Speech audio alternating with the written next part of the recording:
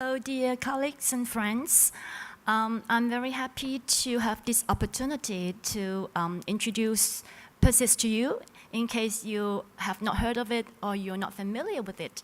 But with the constraint of time, I promise that my presentation will resemble my looks, which is short, probably not sharp, and I won't shock you because as an archivist who has been working in the archives field for the last 20 years, I have enough shock posed by the threats of digital preservation. So let's move to PERSIST. And the first thing I must confess is I'm not the spokesperson for PERSIST. I am actually just involved in part of its work in producing a selection guideline.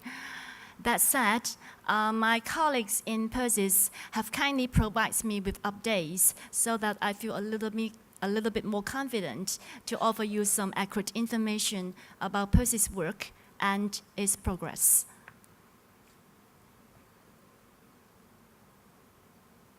So the name PERSIST is fairly long, as you can see from the slide. It's called Platform to Enhance the Sustainability of the Information Society Trans-Globally. I'm sure you can't remember the name at all, so let's refer to its acronym, PERSIST. But the name does indicate the work of PERSIST in the sense that it is trying very hard to make sure digital heritage can be preserved over time for wide access by the international community. So that is the purpose and the mission and goal of PERSIST. PERSIST was established as an UNESCO project in year 2013. If we looked at why PERSIST, I think the opportunities and the challenges posed by the increasing use and dependency of information technology has been discussed a lot since the last 2 decades. And, we've been using information technology in creating contents, whether it is text or moving images or graphics or games or web pages. And many of these information resources have enduring value, and they are in fact heritage, which should be protected. As Mr. Frank LaRue mentioned this morning, digital content does require software and hardware for their retrieval, not just retrieval, but also for their interpretation, processing, and reuse. Unfortunately, commercial vendors, they do not think that the preservation of the software and hardware are important. They do not see eye to eye with the needs of the users unless preservation is paid. So as a result, we could see that many memory institutions or governments, they're facing the same difficulties of technology obsolescence very quickly, the uncertainty of resources, the uncertainty about the roles and responsibility of preservation, and not to mention about the lack of supporting legal and policy frameworks, which would mean that this very important digital heritage of mankind, even though it's ever increasing, but also disappearing very quickly. And I would also like to mention the legal hurdles in preservation and access of digital heritage faced by different countries in various extents in the world. You may realize that because of the concern of copyright and privacy protection, some countries penalize the copying and publishing of orphan works whose copyright owners cannot be identified.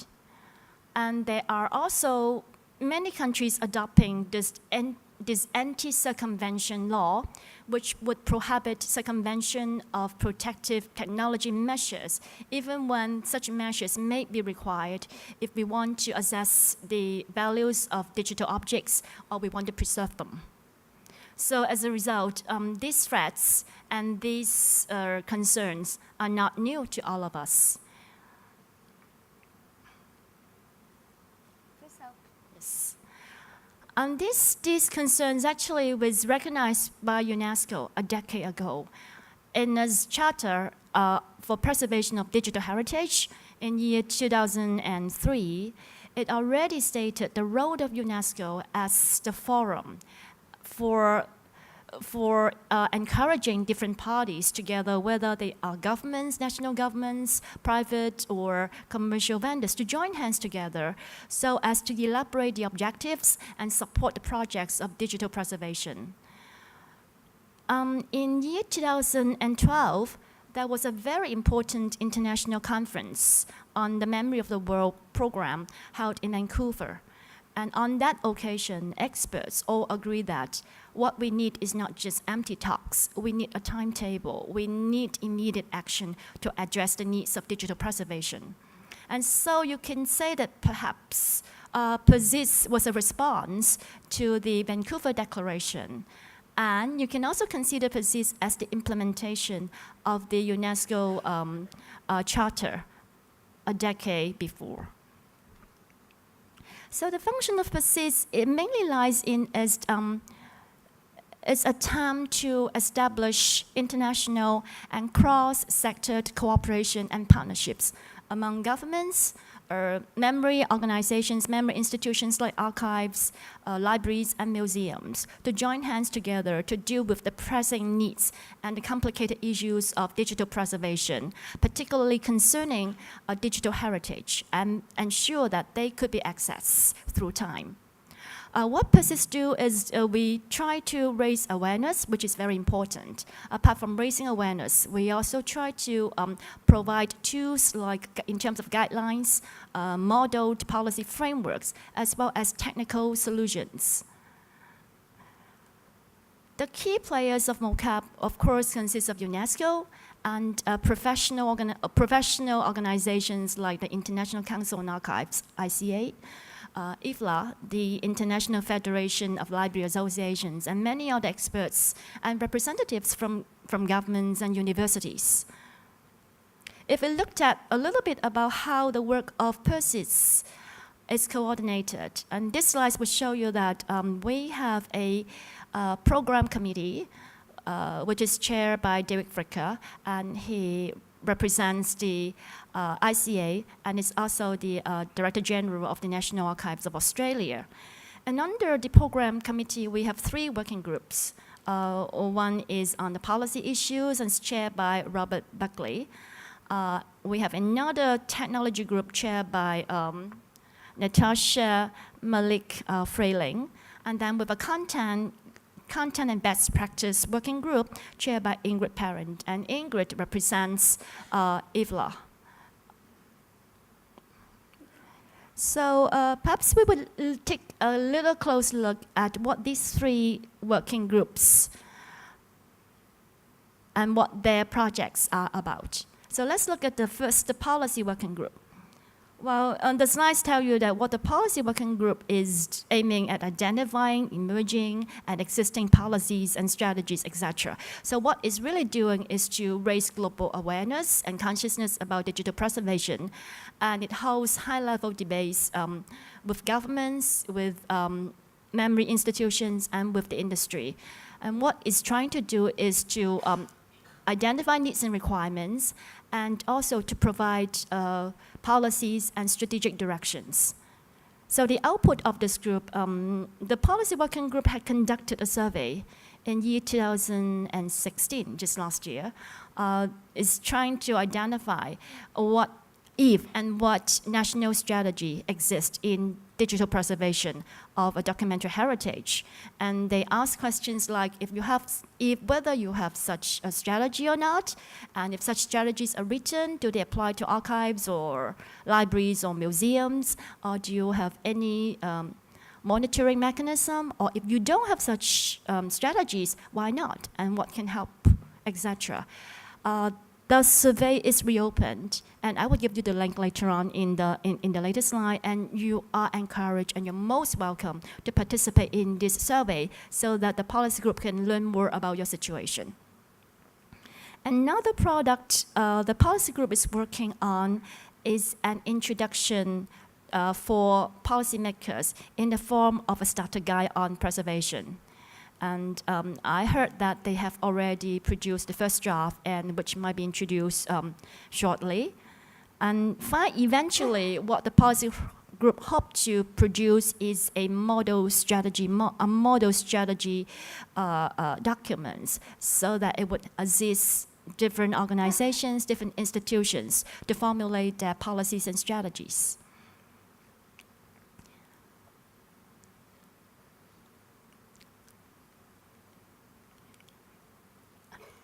Before leaving the policy group, I must, because of my legal background, I must have mentioned the legal hurdles again once more, just to impress you how the needs are really pressing. I think that nowadays, to deal with this digital challenge, many countries have already included preservation of public records in their archives law, and perhaps include in their library deposit law certain important intellectual collections.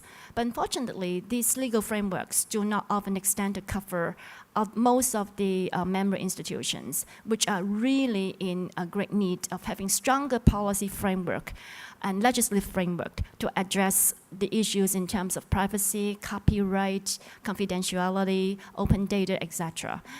My understanding is WIPO, the WIPO is the World Intellectual Property Organizations. They're right now considering of introducing some special exemptions for archives, library, and museums to assist preservation and use of documentary heritage or works, so to speak. And we really need you to work together and review your legislation at home, and to lobby WIPO to move faster, and as well as to support their final recommendations.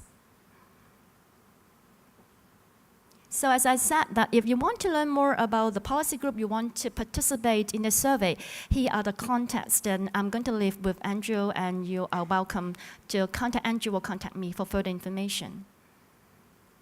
So let's move to another group, that's the Technology and Research Working Group. They are doing a very interesting and yet very challenging task. So apart from the usual raising awareness and gauging support for innovation and research in areas which is critical for digital preservation, right now they are trying to establish a dialogue with the ICT industries in the hope that some kind of digital platform could be built and hosted which would allow access to legacy software, so that memory institutions would be able to retrieve old digital content, the authentic digital content, through using this legacy software. It's a very complicated task because it involves, legislative or policy frameworks, technical solutions in building the right architecture, governance models, and all kinds of legal requirements in terms of negotiating the license and contracts, agreements, etc. So progress cannot be moving too fast. What I learned from David Fricker is so far, response from the ICT industry is quite positive, and they're willing to attend meetings, although nothing has been concluded, but we'll wait and see, and it's going to be an interesting attempt, and we are really hopeful and that some kind of positive results will be seen in future. The working group, the technology research working group is very practical. They are considering assessing the need of setting up a PERSIST software foundation, which would be a separate legal entity to deal with the licensing issues, to receive license if it ever materialized, and also to consider some sustainable economic service for users. So if we have any progress, it will be reported to you in due course. So the last group we're going to look at is the Content and Best Practice Working Group. We understand that a lot of information ideas are produced in the digital format, and we simply cannot and should not preserve everything. because some of them are not sustainable, and otherwise they will not be cost effective. So the first task of this group, which actually started off as a content task force, is to prepare a selection guidelines to assist memory organizations, whether it's library or archives or museums, big or small, private or public, to make their decisions in a more cost-effective and appropriate way. As a result, the task force was formed in year 2015, and 7 international experts were invited. They represent the archive sector, the library sector, and the museum sector. They sit together in Paris, in a Paris meeting, and to deal with how this guideline should be prepared, what should be its focus, etc. And it takes us about, I was one of the members of this group. It takes us a few months to prepare our guidelines, and then we have done several drafts which were introduced to the libraries sector, the museum sectors, all the 3 sectors, and the archive sector in the international conferences, meetings, and congress. And that is also a wide consultation process, and in year 2016, a year afterwards, the guideline was endorsed by UNESCO, by ICA, by IFLA, and also ICOM, that's the International Committee on Museums. I would not go through the guidelines with you, but I would just say a few major things about this guideline, because our target audience is diverse, and so the guidelines by necessity has to be very generic. What we're aiming at is to produce an overarching framework so that different institutions can, based on this framework, to write their specific guidelines to cater for the specific needs. What we emphasize are several things. In terms of the selection criteria, we will focus on 3 major areas. The first thing is the significance of the digital objects. Its value, in particular, its value to the mandate of the institutions and also to the stakeholders, the stakeholders of the institution. The second thing is availability, if the digital object is unique or it has already been preserved by other institutions, which would make a big difference in whether you choose to preserve the object or not. And the third thing is on sustainability. And an institution really here has to ask itself a hard question, whether it has the resources and whether it has the capacity to preserve the object over time. If it doesn't have such capacity, maybe the object should be preserved by other one. Other things that we want to remind memory institution in the selection process is that selection has to be legally compliant, which is very important. We don't want them to get into trouble and be sued. However, we also understand that there are all kinds of legal restrictions which would prevent an institution to select something which they consider important, which they consider may be sustainable, but whose copyrights may not be certain. And that would discourage them from choosing to digitize that important collection, which we think is not a satisfactory situation. So again, we hope that different governments would join hands together and to really review our existing legal framework so that member institutions would be able to address the copyright issue, privacy issue with more legal certainty. The guideline, as I said, it is completed and has translated into different languages, is originally written in English, now is available in French, in Spanish, and Arabic language. And we really hope to promote the guidelines. Even your institution would implement it on a trial base is very important because we really want to learn from you and take your feedback because we are expecting a revision of the guideline. And if you could give us your feedback, we would incorporate your feedback to make the guideline more useful. So the guidelines available at the IFLA's website, and that is the address of the web page. You can see from this slide. The best practice part of the working group is something quite new, actually. So the working group is still doing consultation and trying to work out a scope of work. So we don't have much to report at this point. To sum up, as you can see that the work of PERSIST in terms of assisting in the selection of digital heritage, in providing policy and strategic guidelines, and also in offering technical solutions in terms of building this technical legacy software platform, etc.